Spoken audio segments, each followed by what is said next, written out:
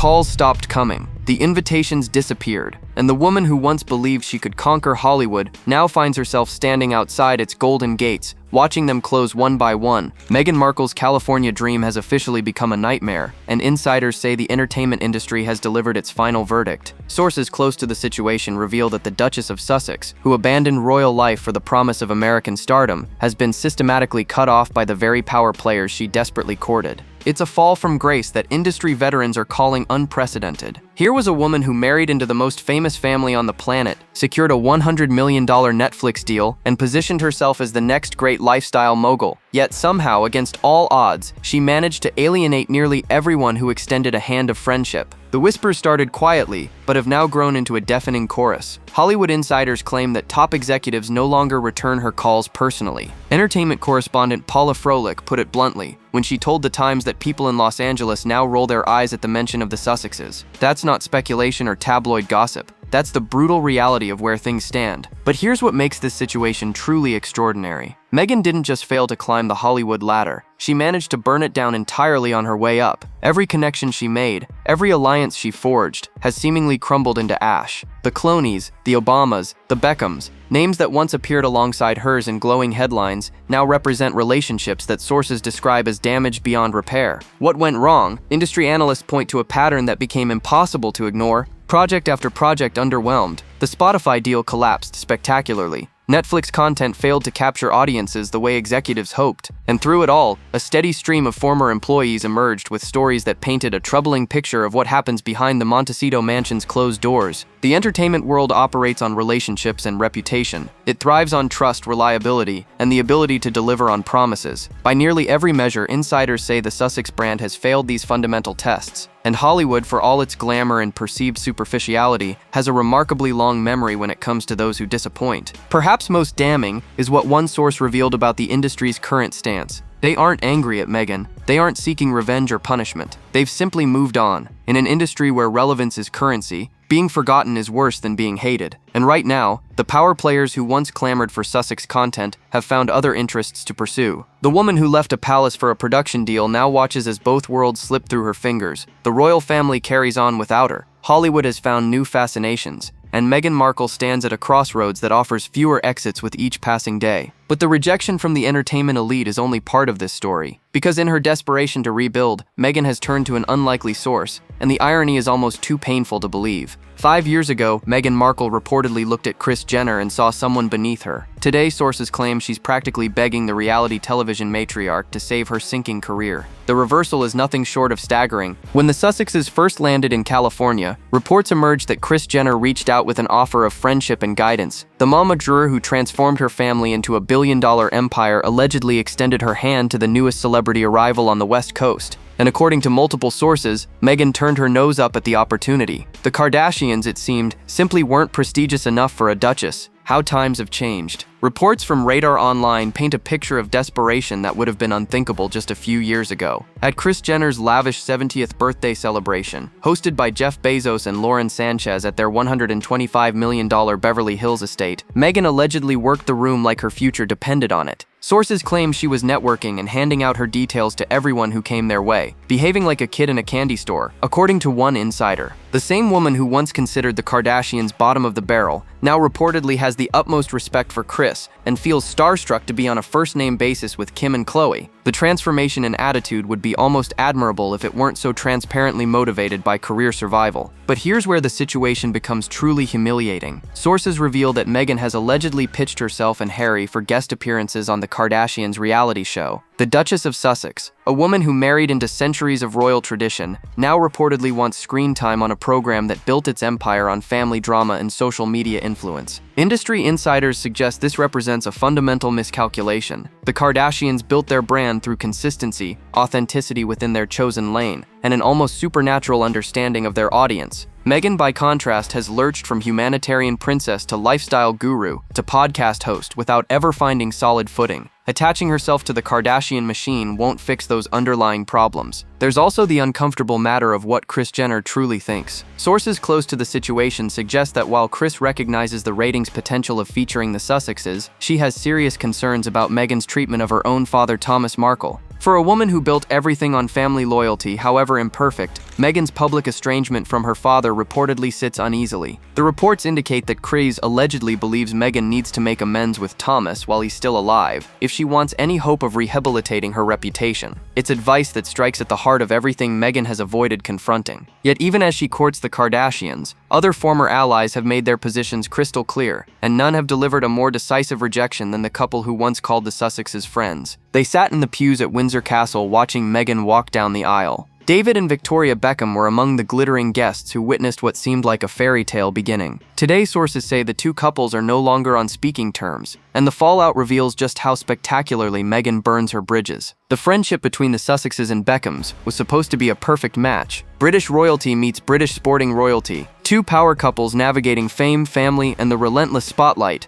Instead, it became a cautionary tale about what happens when trust evaporates. According to royal biographer Tom Bower, the trouble started almost immediately after the wedding. Victoria reportedly offered Meghan advice, friendship, and even access to her fashion connections. Sources claim Meghan requested clothing worth thousands from Victoria's label, a gesture that was reportedly vetoed by palace protocol. The rejection seemingly stung, though perhaps not as much as what came next. David Beckham flew 22 hours to Australia at Harry's specific request to attend the Invictus Games in 2018. The football legend rearranged his schedule, crossed the globe, and arrived expecting to support his friend. What he encountered instead was a humiliating snub. According to reports, Harry refused to meet with him. Photographs of the two together were forbidden. Palace officials allegedly kept David occupied and away from the prince through a series of awkward diversions. Sources close to the Beckhams described David as perplexed and hurt by the treatment. He had done everything asked of him, only to be treated like an inconvenience upon arrival. The royal snub was brutal, according to Bower's account, and it left lasting damage. But the killing blow came later. Reports emerged suggesting the Sussexes believed the Beckhams were leaking stories to the press. Harry allegedly confronted David about the accusations, a conversation that sources say ended the friendship definitively. David, known for his mild manner, was reportedly absolutely furious at being accused of betrayal. A friend of the Beckhams recently told the Daily Mail that both David and Victoria place enormous importance on family and would never turn on their relations the way Harry and Meghan did. The source added that Victoria never really liked Meghan much, but had been friendly and welcoming nonetheless. The contrast between the two couples has only sharpened with time. While the Sussexes faced rejection after rejection, the Beckhams attended a state banquet at Buckingham Palace hosted by King Charles. Their Netflix documentary earned 5 Emmy nominations, while Harry and Meghan's projects received none. David is reportedly in line for a knighthood,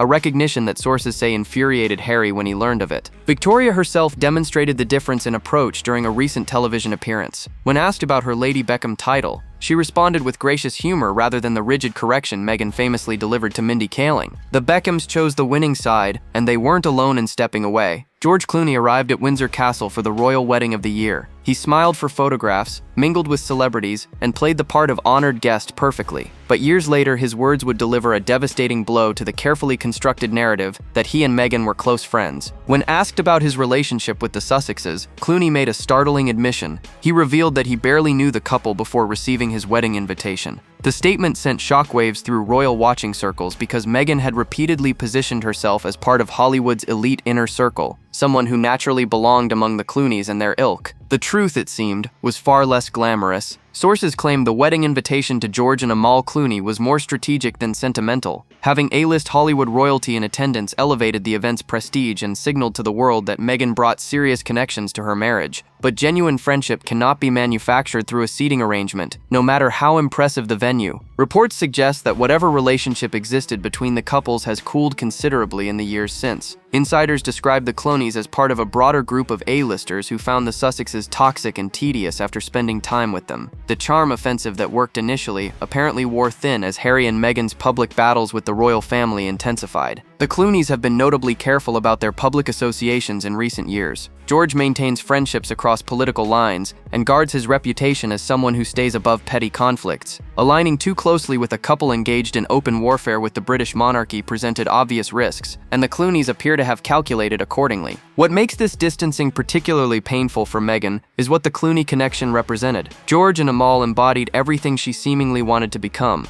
They balanced celebrity with substance, commercial success with humanitarian work. They commanded respect in both Hollywood and serious political circles. Having them as genuine allies would have opened doors that remain firmly closed. Instead, sources say invitations to socialize with the Sussexes have been declined. The casual dinners and holiday gatherings that mark true Hollywood friendships never materialized into anything meaningful. The Clooneys, like so many others, apparently decided that proximity to the Sussex drama carried more risk than reward. Industry observers note that George Clooney's careful distance reflects broader Hollywood sentiment. The entertainment community watches how people treat others, particularly those who help them climb. The Sussexes' treatment of the royal family, their former staff, and even old friends has created a pattern that makes powerful people nervous. If they could turn on the monarchy, what might they say about a dinner party gone wrong? But the Clooneys weren't the only power couple to reconsider their Sussex enthusiasm. Across the Atlantic, another famous pair had watched the Oprah interview with growing concern, and their reaction would prove equally consequential. Barack Obama turned 60 in the summer of 2021, and the celebration was everything you would expect from a former president. Martha's Vineyard played host to hundreds of A-list guests, from Beyoncé and Jay-Z to Tom Hanks and George Clooney.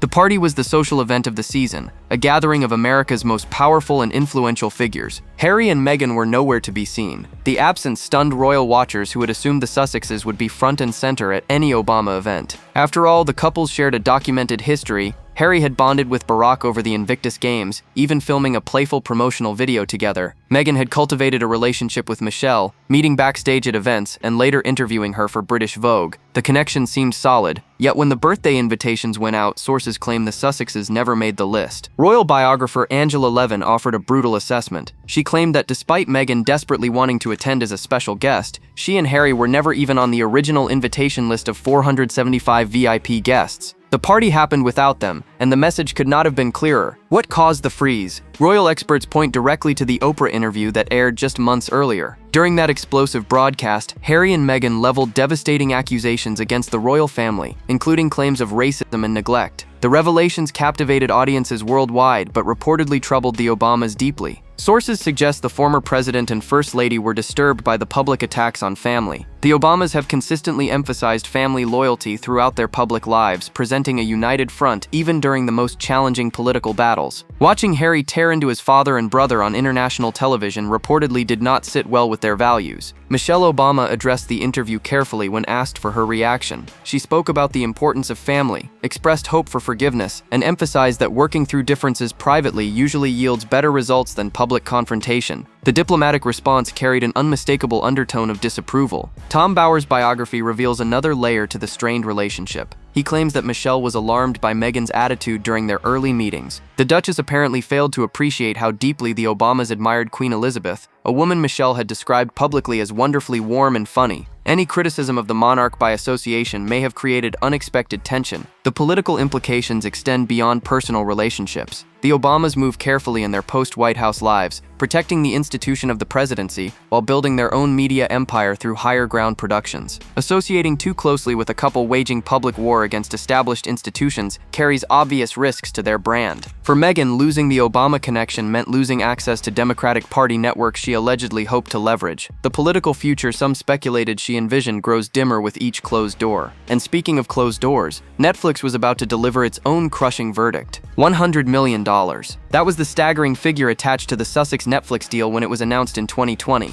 The streaming giant had placed an enormous bet on the couple's star power, expecting blockbuster content that would justify every penny. 5 years later, sources say the verdict is in, and it's devastating. Reports indicate that Netflix will not renew the exclusive deal when it expires, instead downgrading the Sussexes to a lesser first-look arrangement. The shift mirrors the treatment given to the Obamas' higher ground productions, a comparison that carries its own uncomfortable symbolism. Both couples entered with massive expectations. Both are exiting with considerably diminished arrangements. A source told The Sun that the deal is done, and no more shows will be made. The insider explained that Netflix feels they've gotten all they can from the couple. The initial documentary delivered massive viewership, but executives apparently recognized it would prove the zenith of content from the Montecito pair. The numbers tell a brutal story. The Harry and Meghan documentary drew over 2 million households in its first 5 days. By contrast, With Love Meghan attracted just 526,000 households in the same time frame. The cooking show that was supposed to establish Meghan as a lifestyle authority instead became evidence of her limited standalone appeal. Critics savaged the series with remarkable consistency. Rotten Tomatoes showed a critic score of just 33%, 33%, with audience ratings plummeting even lower to a dismal 11%. Reviews described the show as performative, boring, and disconnected from any relatable reality. One publication called it a forced march through carefully curated content that convinced no one of its authenticity.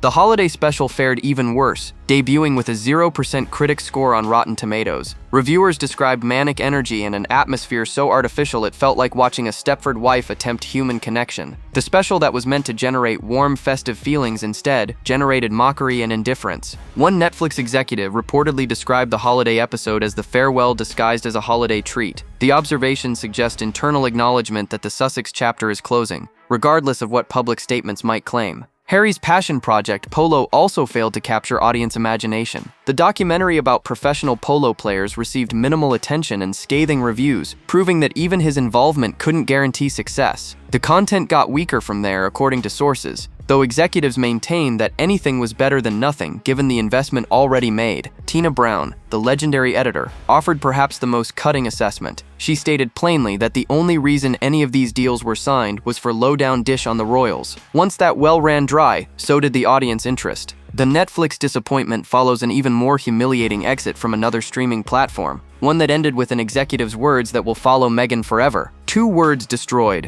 whatever credibility Meghan Markle had remaining in the entertainment industry. When a Spotify executive labeled the Sussexes as grifters, the insult echoed through Hollywood with devastating effect. It wasn't tabloid gossip or anonymous sniping. It was a professional assessment from someone who had worked directly with the couple. The Spotify deal had been announced with enormous fanfare in late 2020. The streaming audio giant reportedly paid $20 million for exclusive podcast content from the Duke and Duchess of Sussex. Archwell Audio was born, promising programming that would uplift and entertain audiences worldwide. The potential seemed limitless. The reality proved catastrophically different. Over the course of the partnership, Meghan produced just 12 episodes of her Archetypes podcast, 12 episodes across multiple years for a $20 million investment. The output was so minimal, the effort so apparently lacking, that Spotify executives grew increasingly frustrated with their expensive acquisition. When the partnership officially ended in 2023, sources revealed the depth of corporate disappointment. Bill Simmons, a high-profile Spotify executive, publicly called the Sussexes grifters during his own podcast. The term, suggesting someone who swindles through deception, landed like a bomb in the entertainment world. Industry insiders say the Spotify debacle established a pattern that made future partnerships nearly impossible to secure. Here was documented evidence that the Sussexes took significant money, delivered minimal content, and left their partners feeling cheated. What streaming service or production company would willingly sign up for similar treatment? The podcast itself received mixed reception at best.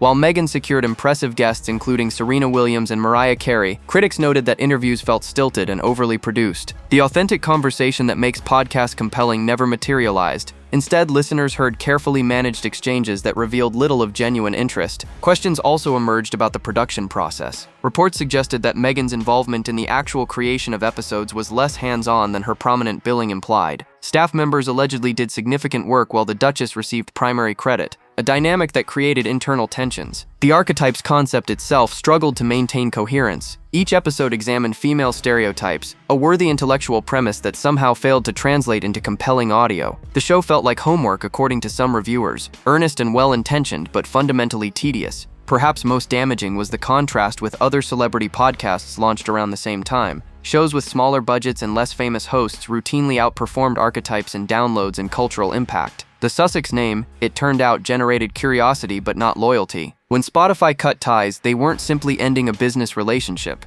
They were sending a message to the entire industry about what working with the Sussexes actually entailed. That message was received clearly by executives across Hollywood, but the professional failures only tell part of the story. Behind the mansion walls in Montecito, another crisis was brewing, and former employees were ready to talk. They call themselves the Sussex Survivors Club. Former employees who worked for Harry and Meghan have adopted the darkly humorous nickname, and the stories they tell paint a troubling picture of life inside the Montecito operation. The revolving door of departing staff has become impossible to ignore, and Hollywood has taken notice. Josh Kettler lasted just 3 months. The Santa Barbara consultant had been hired as chief of staff to the Duke and Duchess, a prestigious position that should have offered stability and career advancement. Instead, he reportedly resigned in August 2024, becoming the latest casualty in a pattern that stretches back years. Before Kettler came to Tia Holness, their global press secretary who departed in 2022, Christine Weil-Schirmer, the former Pinterest communications director who signed on as their PR head, quit in 2021.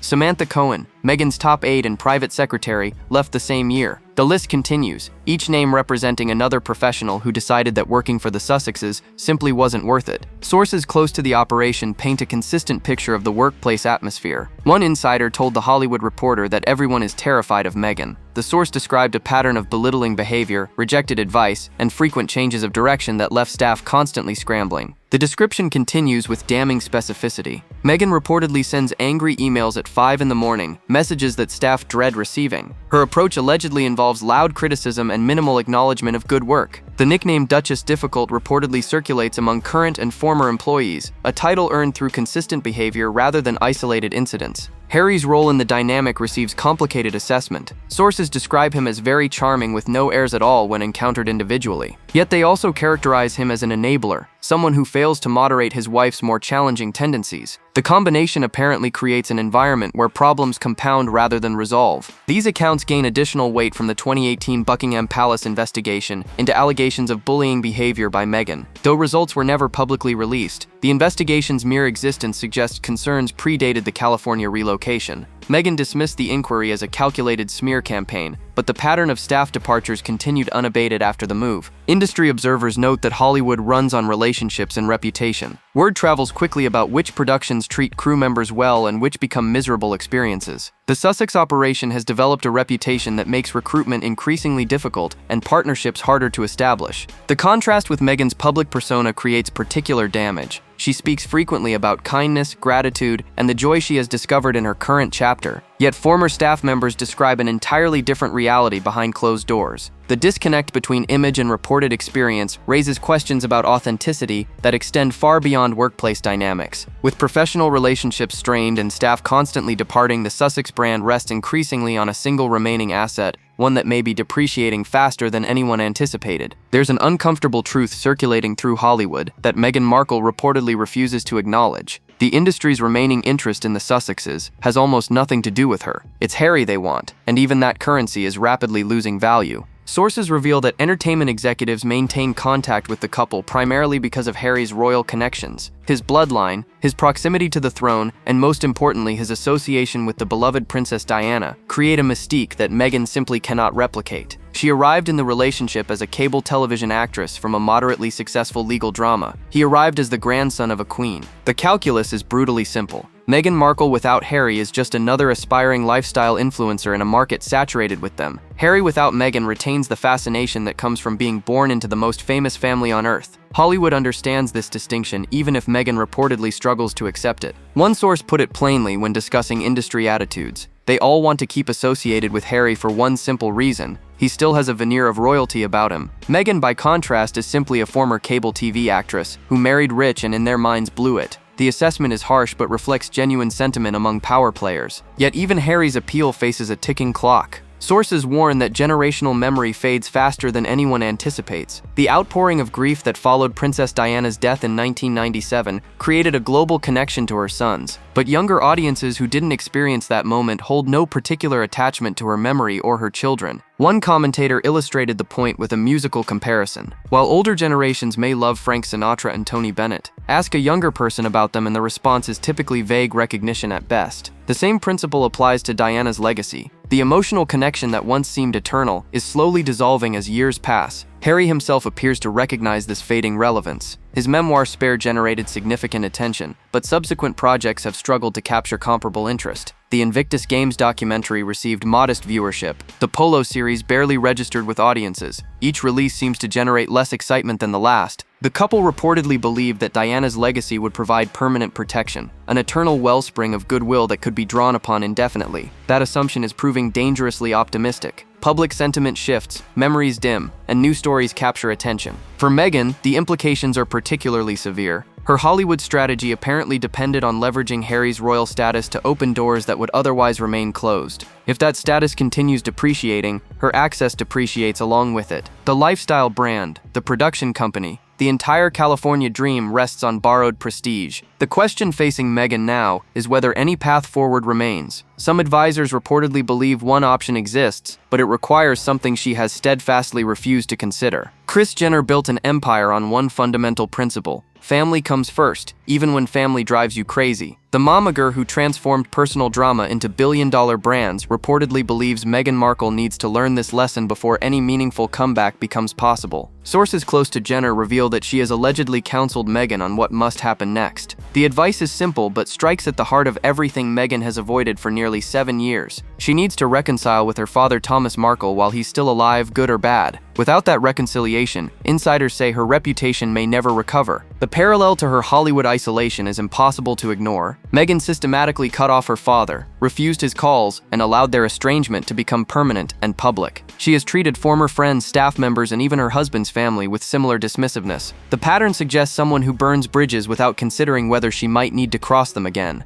Thomas Markle remains in poor health following a recent leg amputation. Time is running out for any meaningful repair of their relationship. Yet sources say Meghan continues deflecting whenever the subject arises, telling those around her that she's not ready to tell her story yet. The explanation satisfies no one who has watched her share countless other personal narratives on international platforms. Industry observers note the strategic wisdom in Jenner's alleged advice. A genuine reconciliation with her estranged father would accomplish what no PR campaign or Netflix special ever could. It would demonstrate growth, humility, and the capacity for self-reflection that critics claim she lacks entirely. But can Meghan actually take this step? Those who have worked with her express serious doubts. The same pride that led her to reject Kris Jenner's friendship 5 years ago still apparently governs her decisions. The same unwillingness to accept criticism that allegedly created hostile work environments remains firmly intact. Changing course would require admitting she was wrong, something sources say she struggles to do even in private. The alternative is continued isolation and diminishing relevance. Hollywood has moved on. The royal family carries forward without her.